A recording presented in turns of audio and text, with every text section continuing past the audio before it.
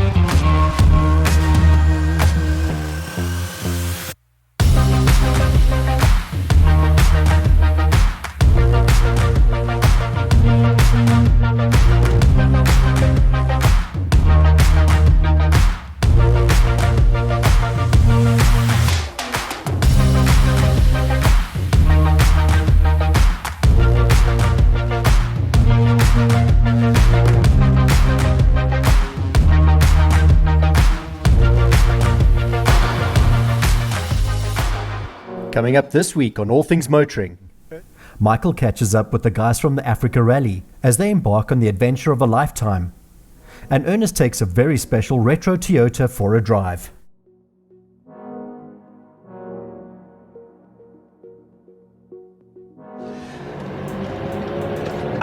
The smell of an 80s car. You know what I'm talking about. It's kind of this weird mix of cologne, fuel, and carpets.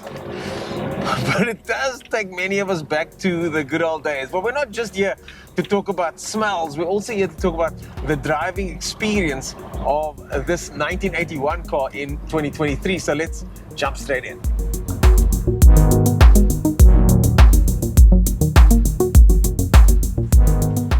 The year is 1981. And Lady Diana marries Prince Charles, and IBM produces the first microcomputer, or for the rest of us, computer. Toyota also unleashes this, the 1.6 GLS Corolla 5-speed. From the side profile here, it looks exceptionally familiar because many of us have experiences with this car. So let's take a tour down the side, shall we? And we can start with these pinstripes over here that are original Toyota pinstripes, just like this paint job over here, which is from 1981. This one comes with a rearview mirror on the passenger side, which is very unusual. In fact, my 1986 Toyota Conquest didn't have one of those. Then you've got chrome detailing everywhere, as it should be, because it's the 80s, baby. There were a few different options in the front of the Toyota Corolla. And this one over here is an aftermarket setup with the updated badge, as you can see. You did get the box shape nose, which is this one over here, which is flat. Then you had a slightly different one. And then, of course, my personal favorite, what we call in Cape Town, the slant front. But either way, if you can get your hands on a neat one like this, well, I'd snap it up. Okay, and there she is, the Toyota 1600 engine, TE71RE with a 2T engine for those in the know. This one over here has carburetors and the distinct smell of fuel emanating from the bonnet. Wow, they certainly don't make them like they used to. This specific one does have a few add-ons like the front in the grille over there, this spoiler, and of course some of the detailing at the back. But what's really interesting about the car of this age is the interior. That familiar 80s feeling. This car's just been added to the CHANGECARS collection, and we are going to be taking exceptionally good care of this car and bringing her back to her former glory, which I don't think is going to take much. But let's start with the interior tour, and first things first, the steering. Anybody that's spent any time in a Toyota in the 80s or 90s like this guy will know the steering wheel and the sound of that hooter. Of course, this doesn't have power steering because, yeah, many cars didn't have power steering back in those days, but it is still light around town. You've got a heater and a fan over here, no aircon. You also don't have wireless charging, or in fact USB for that matter. But remember, the year's 1981. The dashboard has the heritage Toyota look with temperature, fuel, little lights on the side to give you warnings, and then the quartz clock, which you can still find in Toyotas of today. Time to find out what it drives like in 2023.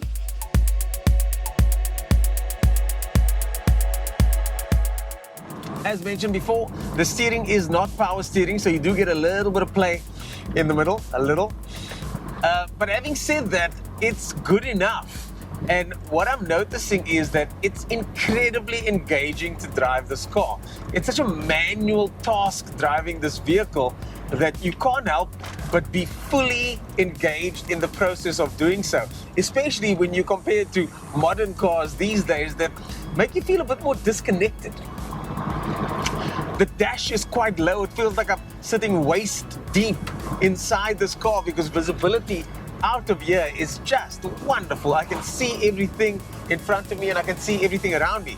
I gotta say though, these rearview mirrors are teeny tiny compared to modern rearview mirrors, but I do get the blind spot mirror that in the 80s and 90s could be purchased at your local hardware store. Wind noise with the window cracked open just a little bit over here is quite noticeable. But again, I'm connected to the outside elements, not taken away from the outside elements. It's kind of a cool feeling in a way. It reminds me of being younger, sat in the back, no seatbelt of course, and enjoying a trip to the local park or away. If this was a drink, it would be iron brew. Not just because it looks like a can of iron brew, but it also kind of takes me back to the same time, a simpler time, if you will. Now, the verdict. My thoughts on the 1.6 GLS. It is just as I remember and expected it to be. It's perfect in that 1980s sort of way. And of course, it would be unfair to compare this to modern cars. It's not modern. But it is a time in history, and a time in history that we will never, ever see again. So if you could experience this again, it's a time capsule to another place, another time. I would highly recommend the experience of driving the 1.6 GLS Toyota Corolla 5-speed. Stay tuned. After the break, Michael catches up with the guys from the Africa Rally.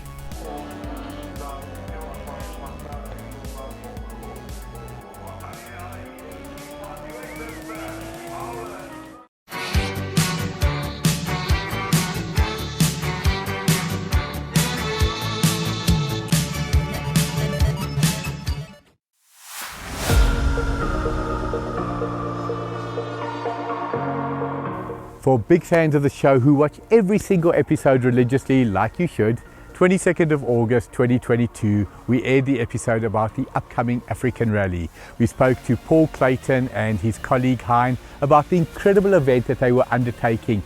At that stage, there were no entries. Today, just on a year later, we're at Hartbeespoort Dam again at the incredible Sparrowhawk Lodge, but the rally starts tomorrow. However, for us it started a little bit earlier. As we arrive at the entrance, we get stuck, we wait patiently, you know how it is. We see a queue. After about 10 minutes, we get out, see if we can assist. That's what we do. There's a VW Combi, it looks like an ice cream van.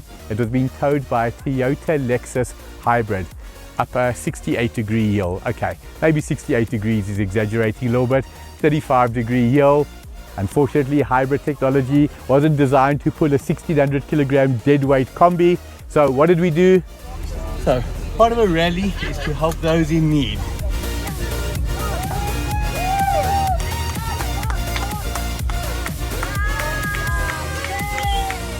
So it's late afternoon, probably just on 5 o'clock now. Around us, most of the contestants are here. Why do I say most? Because a lot of these cars are super old. Some of them broke down, some of them broke down twice, some of them are 300, 400 kilos away. We've got a beautiful Spitfire ahead of us tonight. We're going to be talking to some of the entrants. We're going to be talking to the organizers, Paul and Hein. absolutely the most wonderful people. What they've put together here is incredible. Can't wait to share it with you.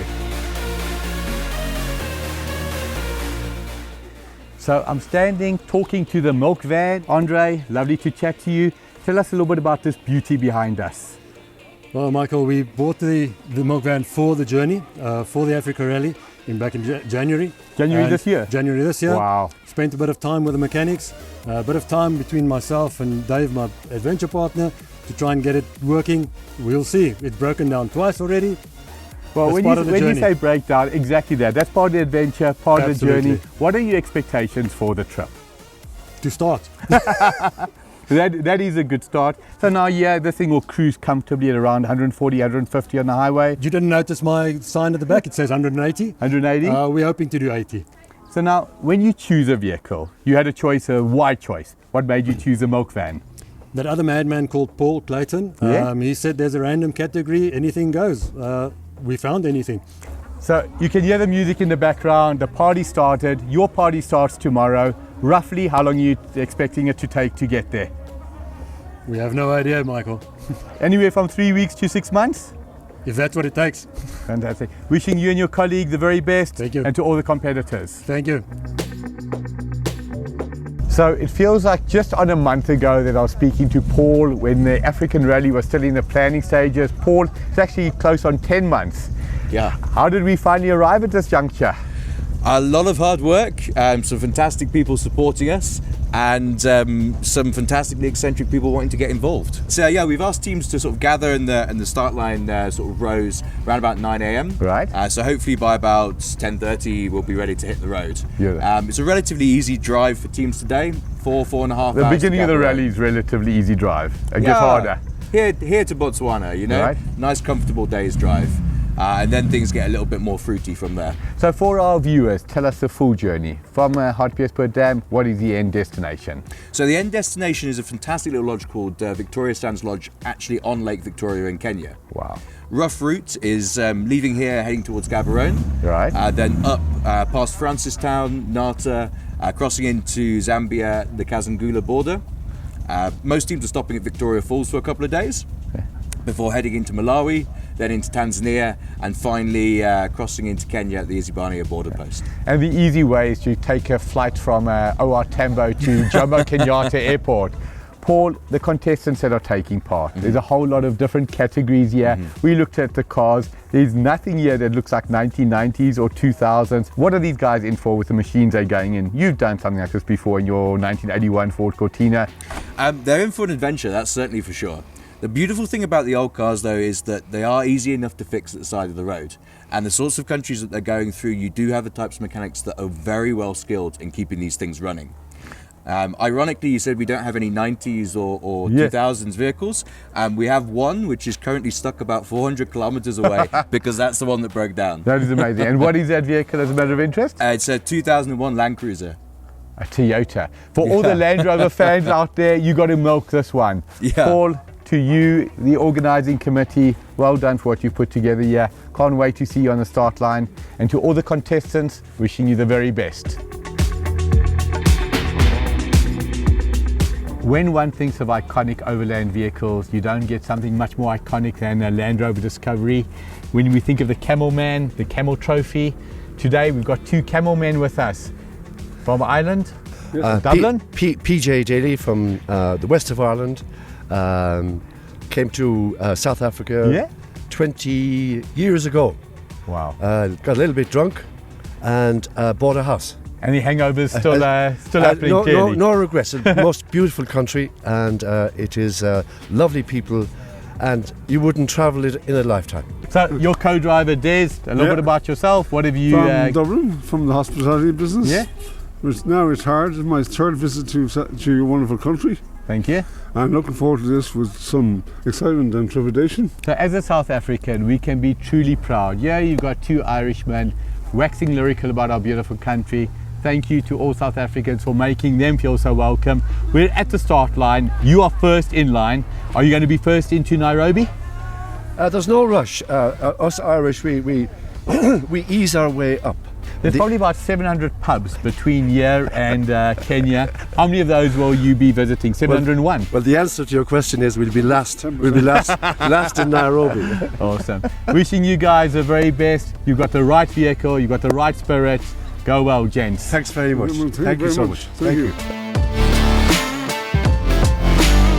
If you want a special story, right here it is. I've got Kaz and Prisha all the way from Brighton in England with a beautiful 1978 Mini. This story epitomizes the less is more. The choice of car, tell us about it.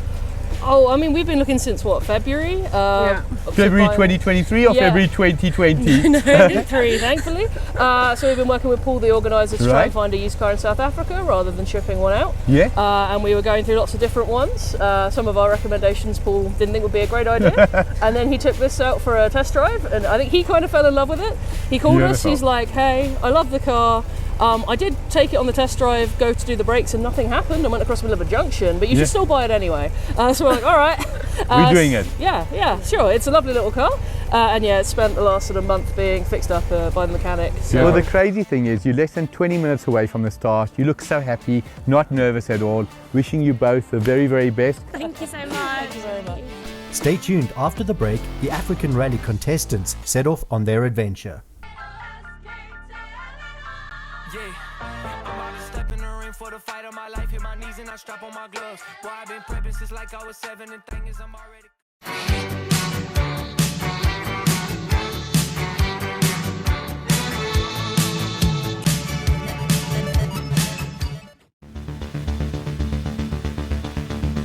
Often I wonder how manufacturers choose a name for their car. Is there a more aptly named vehicle than the Toyota Land Cruiser? I don't think so. Behind me is a magnificent example, and I'm talking to the owners, Anneke and Deval. You've had some wonderful travels with this. Welcome. Tell us a little bit about your travels. Yeah, we've been, I think this car went to Botswana about 10, 12 times. Does it know the way by itself? Yeah, definitely, yeah.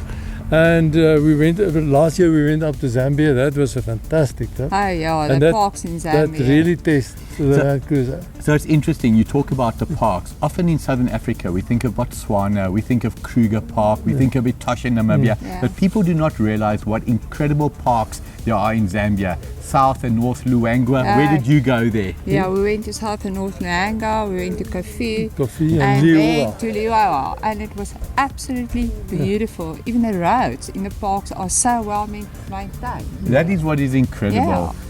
10, 15, 20 years ago, Southern Africa was renowned for its wonderful roads, South Africa in particular, but the drive, say, from South Africa up to Zambia, how is it? Is it easy? No, I will not It's a little bit long. I wish it was shorter. It takes time to get there. In your opinion, could a Land Rover handle it, or do you have to go in a Land Cruiser? No, definitely. A Land Rover can, but I must say the roads in Zambia is very bad. It's really, if you speak about potholes, it's this side. Really? It's not.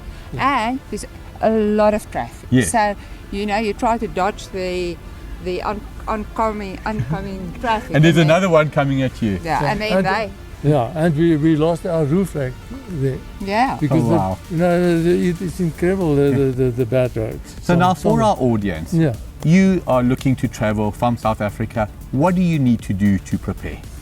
What is the most important stuff? Obviously the right vehicle, but what is the other important stuff? I think the documentation. Right. I didn't know that, but that took a lot of time. Well, we wish you well on the trip. We wish you well on the next trip and the one thereafter. Lovely chatting to you and best wishes. Thank you. Kenya in 3 weeks. Ready? Don't panic. Go.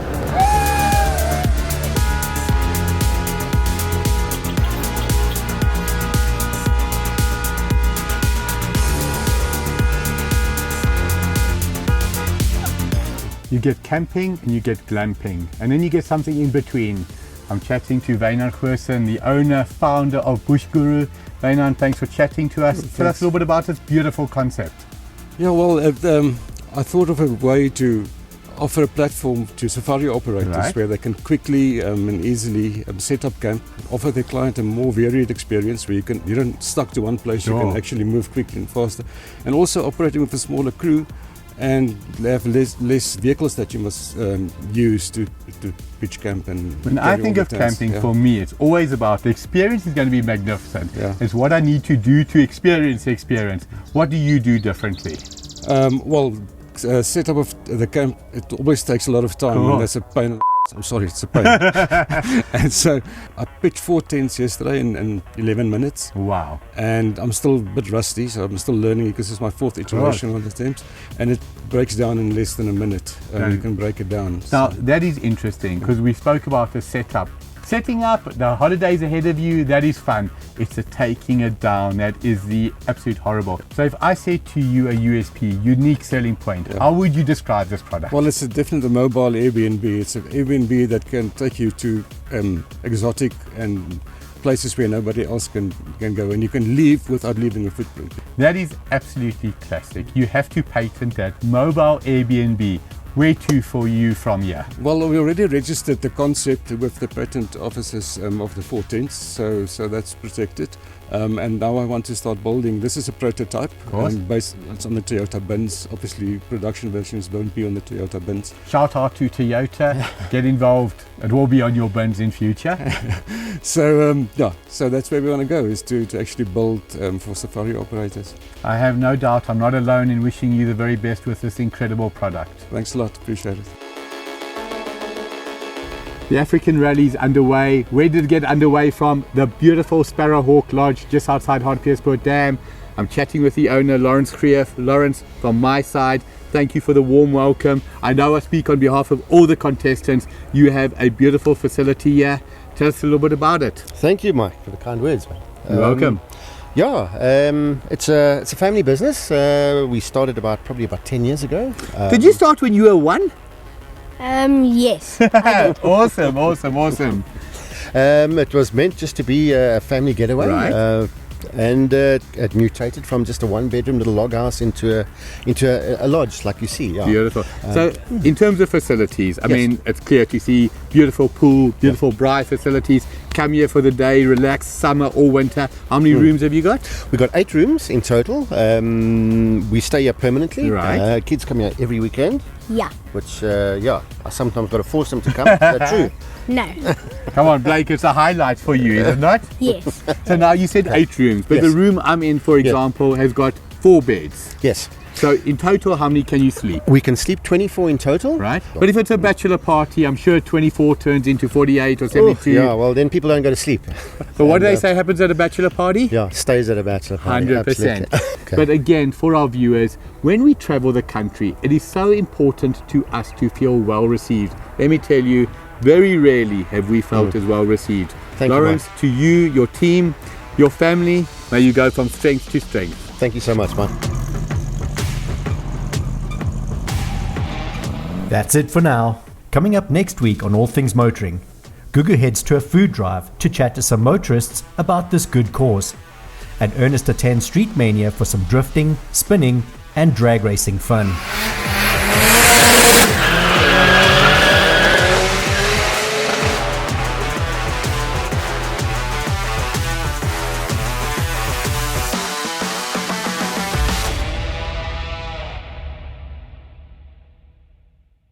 The All Things Motoring team now has a brand new podcast. If you're looking to know more about car finance, insurance or servicing, or if you're deciding whether to keep it or change cars, you'll find all the advice you need. Available now on YouTube or wherever you get your podcasts. In 1973, 4 men escaped from a maximum security prison. They escaped to the Los Angeles underground. If you see them, don't try to apprehend them, but if you need them and you can find them, call the A-Team. Behind me is one of those iconic 1980s vans. If you look at the A-Team, there was 4 characters. Howling Mad Murdoch, that definitely ain't me. B.A. Baracus, for 1 or 2 reasons, possibly that is not me. And then you had Hannibal and you had Faceman. You choose who I would be. If I could be anyone in that series, it was Faceman. So for me, the best part about this van is there's a sticker that says, if you see this van rocking, don't come knocking. Whatever that means. Maybe they just like their peace and quiet while they're reading a book at night. I'm always neutral, so I can't be perceived to be a Land Rover or a Toyota fan. right here on the start line, neither of them know I'm doing this. The Land Rover's right in front. I think his theory is that if the Land Cruiser gets in trouble, he'll pull him out. I think his theory is that when he gets stuck, he'll push him out. All Things Motoring is owned and brought to you by CHANGECARS, the platform buyers trust with good reason. CHANGECARS works exclusively with the best manufacturer-approved dealerships. There's no safer online vehicle platform in South Africa.